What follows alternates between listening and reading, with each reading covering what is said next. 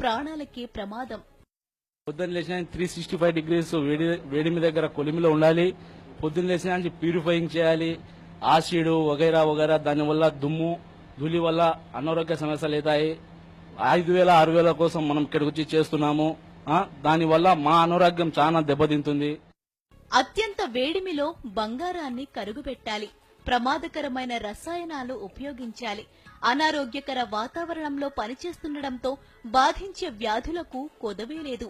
ఈ విధంగా బంగారు ఆభరణాలు తయారు చేస్తూ పలువురు ప్రాణాలు కోల్పోగా మరెందరో వికలాంగులయ్యారు. వర్క్ షాప్ లో గ్యాస్ సిలిండర్ పేలి 4 పూర్తిగా చనిపోయారు. దాంట్లో 2 తీవ్రంగా గాయపడి ప్రాణ పరిస్థితుల్లో ఉన్నారు.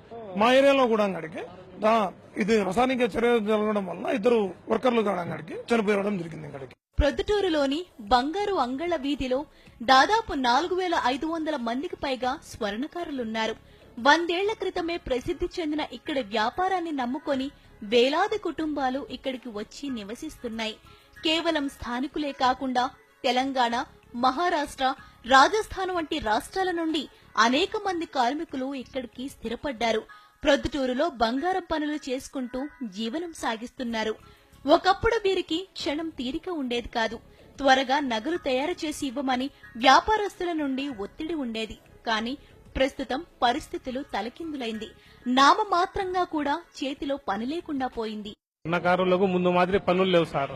అందుకోసం ఈ రైతు కూడా బజార్కు ముందు మాదిరి రావడం లేదు. రైతు వస్తేనే మనం బతికేది. ముందు పని జరిగినట్లు ఇప్పుడు లేవు. వర్కర్స్ కూడా పెరిగిపోయినారు. ముందు బయట నుంచి కూడా రెడీమేడ్ వస్తువులు దండిగా వస్తున్నాయి. అందువలన ప్రతి ఒక్క పనివానికి పనులు లేవు. ముందు మాదిరి చాలా తక్కువ అయిపోయినాయి.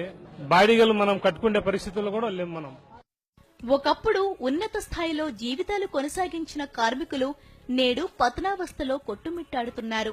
నాడు ఎవరెస్ట్ స్థాయిలో కొనసాగిన వ్యాపారం రాను రాను పాతాళానికి పడిపోతూ వచ్చింది. దీంతో కార్మికుల ఉపాధి అవకాశాలు కూడా అదే స్థాయిలో తగ్గిపోతూ వచ్చాయి. కొనుగోలుదారుల సంఖ్య అంతకంతకు తగ్గుతూ రావడంతో కార్మికులకు పని దూరమైంది. దీంతో చేసేందుకు పని లేక 3 పూటలా తిండి తినేందుకు కూడా ఇక్కడి కార్మికులు నానా అవస్థలు పడుతున్నారు.